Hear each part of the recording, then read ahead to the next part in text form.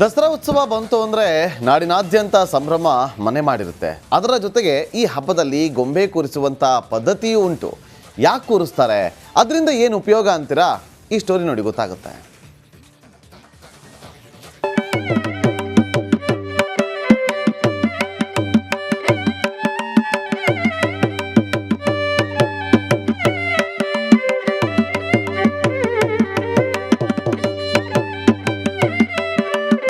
ನವರಾತ್ರೋತ್ಸವ ಅತ್ಯಂತ ಪ್ರಾಚೀನವಾದ ಹಬ್ಬ. ವೇದ ಕಾಲದಿಂದಲೂ ಇಂದಿನವರೆಗೂ ತುಂಬ ಜನಪ್ರಿಯವಾದಂಥ ಹಬ್ಬ. ದುರ್ಗಾ ಪರಮೇಶ್ವರಿ ಆವಿರ್ಭವಿಸಿ ಲೋಕಗಳಲ್ಲಿ ದುಷ್ಟ ಶಿಕ್ಷಣ ಶಿಷ್ಟ ರಕ್ಷಣೆ ಮಾಡುವಂಥ ಸಂದರ್ಭ. ದೇವಿಯನ್ನು ಬಗೆ ಬಗೆಯಾಗಿ ಭಾರತ ವರ್ಷದಲ್ಲಿ ಬೇರೆ ಬೇರೆ ಪ್ರಾಂತ್ಯಗಳಲ್ಲಿ ಆರಾಧನೆ ಮಾಡ್ತಾರೆ. ನಮ್ಮ ಕರ್ನಾಟಕದಲ್ಲಿ ಹೇಗೆ ಮಾಡ್ತೀವಿ ಬನ್ನಿ, ನಿಮಗೆಲ್ಲ ನಮ್ಮ ಮನೆಯ ಬೊಂಬೆ ಹಬ್ಬದ ಆ ಬೊಂಬೆ ಜೋಡಣೆಗಳ ವಿಶೇಷವನ್ನು ಹೇಳ್ತೀನಿ. ನಾಡ ಹಬ್ಬ ದಸರಾ ಉತ್ಸವದಲ್ಲಿ ನಾಡಿನಾದ್ಯಂತ ಸಂಭ್ರಮ ಮನೆ ಮಾಡಿರುತ್ತೆ. ಹಲವು ಆಚರಣೆಗಳು ಈ ಉತ್ಸವದಲ್ಲಿ ನಡೆಯುತ್ತೆ. ಅದರಲ್ಲಿ ಗೊಂಬೆ ಕೂರಿಸುವುದು ಕೂಡ ಒಂದು. ಮೈಸೂರಿನ ಮನೆಗಳಲ್ಲಿ ಗೊಂಬೆಯನ್ನ ಕೂರಿಸಿ ನಾಡ ಹಬ್ಬವನ್ನು ಆಚರಿಸ್ತಾರೆ. ರಾಮಾಯಣ, ಮಹಾಭಾರತ, ವಿಷ್ಣು ಪುರಾಣ, ಶ್ರೀ ಕೃಷ್ಣ ಲೀಲೆಗಳು, ದುರ್ಗ ಅವತಾರಗಳು, ಹೀಗೆ ನಾನಾ ಕಥೆಗಳನ್ನ ಬಿಂಬಿಸುವ ರೀತಿ ಗೊಂಬೆ ಕೂರಿಸಲಾಗುವುದು. ಮೇಲ್ಗಡೆ ಅಲ್ಲಿರುವಂಥದ್ದು ಪಟ್ಟದ ಬೊಂಬೆಗಳು. ಪಟ್ಟದ ಬೊಂಬೆ ಅಂತ ಹೇಳ್ತೀವಿ. ಮರಪಾಚಿ ಬೊಂಬೆ ಅಂತಲೂ ಕೂಡ ಜಾನಪದವಾಗಿ ಕರೀತಾರೆ. ಅದನ್ನು ಮರದಲ್ಲಿ ಮಾಡಿರ್ತಾರೆ. ವಿಶೇಷವಾಗಿ ತಿರುಪತಿ ಆ ಕಡೆ ಹೆಚ್ಚಾಗಿ ಬೆಳೆಯೋ ಮರ, ಅದರಲ್ಲಿ ಮಾಡ್ತಾರೆ ಅಂತ ಕೇಳಿದ್ದೀನಿ. ಈ ಪಟ್ಟದ ಬೊಂಬೆ ತುಂಬ ತುಂಬ ಮುಖ್ಯವಾದದ್ದು. ರಾಜಾರಾಣಿ ಅಂತಲೂ ಕರಿತೀವಿ. ಆ ಪಟ್ಟದ ಬೊಂಬೆ ಪ್ರಕೃತಿ ಪುರುಷರ ಸಂಕೇತ. ಪ್ರಕೃತಿ ಪುರುಷರ ಸಂಕೇತ ಅಂದರೆ ಈ ಜಗತ್ತಿನ ಆದಿಮ ಶಕ್ತಿಗಳು, ಶಿವಪಾರ್ವತಿಯರು ಅನ್ಬೋದು, ಲಕ್ಷ್ಮೀ ನಾರಾಯಣರು ಅನ್ಬೋದು, ಸರಸ್ವತಿ ಬ್ರಹ್ಮ ಅನ್ಬೋದು, ಒಟ್ಟಿನಲ್ಲಿ ಸೃಷ್ಟಿಗೆ ಆದಿ ದಂಪತಿಗಳು, ಆದಿ ಜಗನ್ಮಾತಾ ಪಿತರನ್ನು ಈ ಒಂದು ಮರಪಾಚಿ ಬೊಂಬೆಗಳಲ್ಲಿ, ಪಟ್ಟದ ಬೊಂಬೆಗಳಲ್ಲಿ ನೋಡ್ತೀವಿ. ಸರದಿಯಲ್ಲಿ ಗೊಂಬೆಗಳ ಜೋಡಣೆ. ಈ ಬೊಂಬೆ ಜೋಡಣೆಯಲ್ಲಿ ಒಂದು ಅರ್ಥ ಇದೆ. ಮೊದಲ ಮೆಟ್ಲಿಂದ ಕೆಳಗಡೆ ಮೆಟ್ಲಿಗೆ ಬರ್ತಾ ಬರ್ತಾ ಒಂದು ಸೀಕ್ವೆನ್ಸಲ್ಲಿ ಇಡುವಂಥದ್ದು ಕ್ರಮ.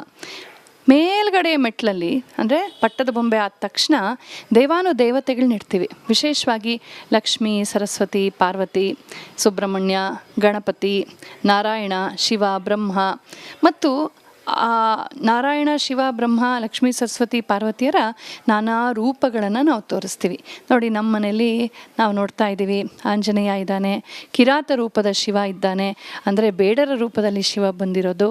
ಹಾಗೆ ಶಿವ, ರಾಜರಾಜೇಶ್ವರಿ, ದುರ್ಗಾ ಪರಮೇಶ್ವರಿ, ಸುಬ್ರಹ್ಮಣ್ಯ, ನಾರಾಯಣ, ಗಜಲಕ್ಷ್ಮಿ, ಆಮೇಲೆ ನಮ್ಮ ಸುಬ್ರಹ್ಮಣ್ಯ ಸ್ವಾಮಿ. ಅವನ ಪಕ್ಕದಲ್ಲಿ ಸೇಂಗೋಲ್ ಇದೆ ನೋಡಿ, ಅದನ್ನು ಧರ್ಮದಂಡ ಅಥವಾ ರಾಜದಂಡ ಅಂತ ಹೇಳ್ತಾರೆ. ಆ ಸೇಂಗೋಲ್ ಇವತ್ತು ತುಂಬ ಪ್ರಸಿದ್ಧವಾಗಿದೆ, ನಮಗೆಲ್ಲ ಗೊತ್ತಿರೋದು. ಶ್ರೀರಾಮ, ಶ್ರೀಕೃಷ್ಣನ ಅವತಾರವೂ ಇರುತ್ತೆ. ಶ್ರೀರಾಮ ಮತ್ತು ಶ್ರೀಕೃಷ್ಣರ ಅವತಾರವನ್ನು ನಾವು ನೋಡ್ತೀವಿ.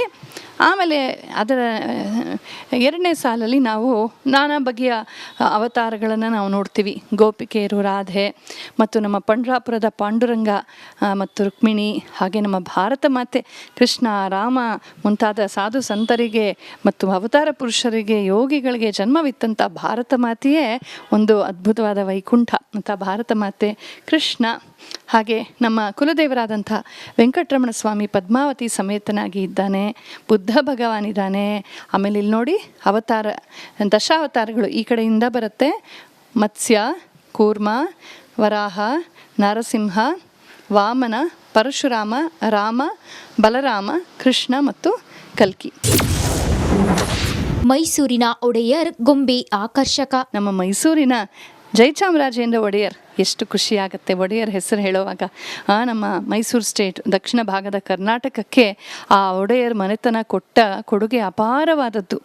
ನಮ್ಮ ನಾಡಿಗೆ, ನುಡಿಗೆ, ಸಂಸ್ಕೃತಿಗೆ, ಧರ್ಮಕ್ಕೆ, ಶೀಲೆ ಮತ್ತು ನಮ್ಮ ನಾಡಿನ ಆರ್ಥಿಕ ಸಮುನ್ನತಿಗೆ ಆ ಒಡೆಯರ್ ವಂಶದ ರಾಜರ್ಷಿಗಳು ಮಾಡಿದಂಥ ಯೋಗದಾನ ಅಪಾರವಾದದ್ದು. ನಾವಿಲ್ಲಿ ಜಯಚಾಮರಾಜೇಂದ್ರ ಒಡೆಯರನ್ನು ತೋರಿಸಿದ್ದೀವಿ.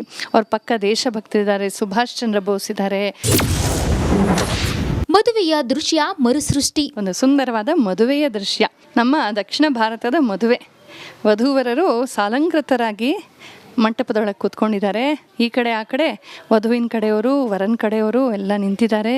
ಮುಂದೆ ಯಜ್ಞಕುಂಡ ಇದೆ, ಅಶ್ಮಾರೋಹಣದ ಕಲ್ಲಿದೆ, ಕಲಶಗಳಿವೆ, ದೀಪಗಳಿವೆ. ಗೊಂಬಿಗಳ ಮಹತ್ವವೇ ವಿಶೇಷ. ಬೊಂಬೆ ಹಬ್ಬ ಮಾಡುವಾಗ ಸಿಕ್ಕೋ ಆನಂದ ಇದೆಯಲ್ಲ, ಅದು ಅನುಭವೈಕ ವೇದ್ಯ. ನಿಮ್ಮ ಅಕ್ಕಪಕ್ಕದ ನೆರೆಕೆರೆಯವರನ್ನ, ಬಂಧು ಮಿತ್ರರನ್ನ, ವಿಶೇಷವಾಗಿ ಪುಟಾಣಿ ಮಕ್ಕಳನ್ನು ಕರೆದು ಅವ್ರಿಗೆಲ್ಲ ಎಕ್ಸ್ಪ್ಲೇನ್ ಮಾಡಿ ಹೇಗೆ ಮಾಡಬೇಕು, ಯಾಕೆ ಮಾಡ್ತೀವಿ ಅಂತ ಬೊಂಬೆ ತಿಂಡಿಗಳನ್ನು ಕೊಡಿ, ಅವ್ರಿಗೆ ಹಾಡುಗಳನ್ನು ಹೇಳಿಸಿ, ಹೀಗೆ ನಾವು ನವರಾತ್ರವನ್ನು ಸಂಭ್ರಮದಿಂದ ಆಚರಿಸೋಣ. ದೇವಿ ದುರ್ಗಾ ಪರಮೇಶ್ವರಿ ಬರೋದೇ ಸಜ್ಜನರಿಗೆ ಶಕ್ತಿ ಕೊಡೋದಕ್ಕೆ. ಈ ಶರನ್ನವರಾತ್ರದಲ್ಲಿ ನಮ್ಮೆಲ್ಲರಿಗೂ ಆಯುರ, ಆರೋಗ್ಯ, ಐಶ್ವರ್ಯಾಭಿವೃದ್ಧಿಗಳ ಜೊತೆಗೆ ದೇಶಭಕ್ತಿ, ಧರ್ಮನಿಷ್ಠೆ ಮತ್ತು ನಿರ್ಭಯತ್ವವನ್ನು ಕೊಡಲಿ ಅಂತ ಪ್ರಾರ್ಥಿಸೋಣ. ಎಲ್ರಿಗೂ ಜಗನ್ಮಾತೆ ಶುಭವನ್ನುಂಟು ಮಾಡಲಿ. ನಮಸ್ಕಾರ. ಶಿಕ್ಷಣ ದೇಶದ ಪ್ರತಿಯೊಬ್ಬರಿಗೂ ಸಿಗಬೇಕು ಅನ್ನೋದು ಇದೆ.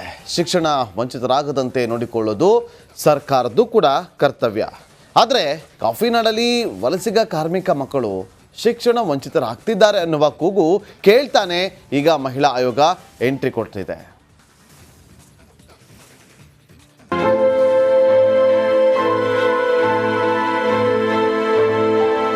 ಕಾಫಿನಾಡು ಚಿಕ್ಕಮಗಳೂರು ಅತಿ ಹೆಚ್ಚು ಕಾರ್ಮಿಕರು ಕೆಲಸ ಮಾಡೋ ಜಿಲ್ಲೆ. ದೇಶದ ಮೂಲೆ ಮೂಲೆಯಿಂದ ವಲಸಿಗ ಕಾರ್ಮಿಕರು ಚಿಕ್ಕಮಗಳೂರಿಗೆ ಬರ್ತಾರೆ. ಜಿಲ್ಲೆಯ ಕಾಫಿ ತೋಟಗಳಲ್ಲಿ ಕೆಲಸ ಮಾಡ್ತಾರೆ. ಇದೇ ವಲಸಿಗ ಕಾರ್ಮಿಕರ ಹಿಂದೆ ಒಂದು ಕರುಣಾಜನಕ ಕಥೆ ಇದೆ.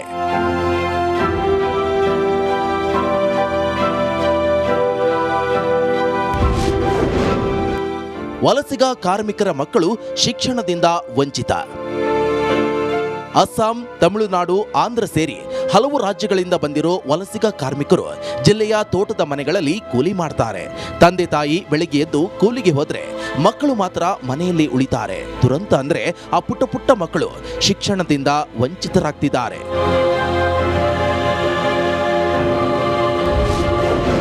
ಕಾಫಿನಾಡಿಗೆ ಎಂಟ್ರಿ ಕೊಟ್ಟ ಮಹಿಳಾ ಆಯೋಗ ವಲಸಿಗ ಕಾರ್ಮಿಕರ ಮಕ್ಕಳು ಶಿಕ್ಷಣದಿಂದ ವಂಚಿತರಾಗ್ತಾ ಇರೋದು ಜಿಲ್ಲೆಯ ಕಾರ್ಮಿಕ ಇಲಾಖೆ, ಶಿಕ್ಷಣ ಇಲಾಖೆ ಅಷ್ಟೇ ಅಲ್ಲ, ಜಿಲ್ಲಾಡಳಿತದ ಗಮನಕ್ಕೂ ಬಂದಿದೆ. ಆದರೆ ಯಾವುದೇ ಪ್ರಯೋಜನವಾಗದ ಕಾರಣ ರಾಜ್ಯ ಮಹಿಳಾ ಆಯೋಗ ಮಕ್ಕಳ ಪರ ನಿಂತಿದೆ. ಸ್ವತಃ ಮಹಿಳಾ ಆಯೋಗದ ಅಧ್ಯಕ್ಷೆಯೇ ಜಿಲ್ಲಾ ಕಾರ್ಮಿಕ ಅಧಿಕಾರಿಗೆ ಕರೆ ಮಾಡಿ ತರಾಟೆಗೆ ತೆಗೆದುಕೊಂಡಿದ್ದಾರೆ. ಕೆಲಸ ಮಾಡ್ತಾರಲ್ಲ ತಾಯಂದಿರು, ಅವರ ಮಕ್ಕಳ ವಿದ್ಯಾಭ್ಯಾಸಕ್ಕೆ ಯಾವ ಥರ ಕ್ರಮ ತಗೊಂಡಿದ್ದೀರಾ ನೀವು? ಆ ಲೇಬರ್ ಆ್ಯಕ್ಟ್ ಪ್ರಕಾರ ಪ್ರತಿಯೊಂದು ಎಸ್ಟೇಟ್ಗಳಲ್ಲಿ ಅವರೆಲ್ಲ ಫಾಲೋ ಮಾಡ್ತಾ ಇದ್ದಾರಾ? ಕಡ್ಡಾಯವಾಗಿ ಫಾಲೋ ಮಾಡಿಲ್ಲ ಅಂತಂದರೆ ನೀವು ಇಷ್ಟು ವರ್ಷಗಳು ಅಥವಾ ನೀವು ಇಷ್ಟು ದಿನಗಳು ಏನು ಕ್ರಮಗಳನ್ನು ತಗೊಂಡಿದ್ದೀರಾ? ಇದೆಲ್ಲ ನನಗೆ ಡೀಟೇಲ್ ವರದಿ ಬೇಕು ನನಗೆ. ನೀವು ಎಲ್ಲಿ ಹೋಗಿ ಮಾಡಿಸಿದ್ದೀರಾ, ಎಲ್ಲಿ ಮಾಡಿಲ್ಲ, ನಿಮ್ಮ ಜವಾಬ್ದಾರಿಯನ್ನು ನೀವು ಕರೆಕ್ಟಾಗಿ ನಿಭಾಯಿಸಿದ್ದೀರಾ, ಎಲ್ಲಿ ಯಾವ್ಯಾವ ನೀವು ನನಗೆ ಡೀಟೇಲ್ ರಿಪೋರ್ಟ್ ಬೇಕು ರವಿ ಅವರೇ. ವಲಸಿಗ ಕಾರ್ಮಿಕರ ಮಕ್ಕಳಂತೂ ಶಿಕ್ಷಣದಿಂದ ದೂರವಾಗಿದ್ದಾರೆ. ಸಮಾಧಾನದ ವಿಷಯ ಅಂತ ಹೇಳಿದ್ರೆ ರಾಜ್ಯ ಮಹಿಳಾ ಆಯೋಗ ಎಂಟ್ರಿ ಕೊಟ್ಟಿದೆ. ಇನ್ನಾದ್ರೂ ಈ ಬಡ ಮಕ್ಕಳಿಗೆ ಶಿಕ್ಷಣ ಸಿಗುತ್ತಾ ಅಂತ ಕಾದು ನೋಡ್ಬೇಕಷ್ಟೇ. ಚೇತನ್ ಪದ್ಮಶಾಲಿ, ರಿಪಬ್ಲಿಕ್ ಕನ್ನಡ, ಚಿಕ್ಕಮಗಳೂರು.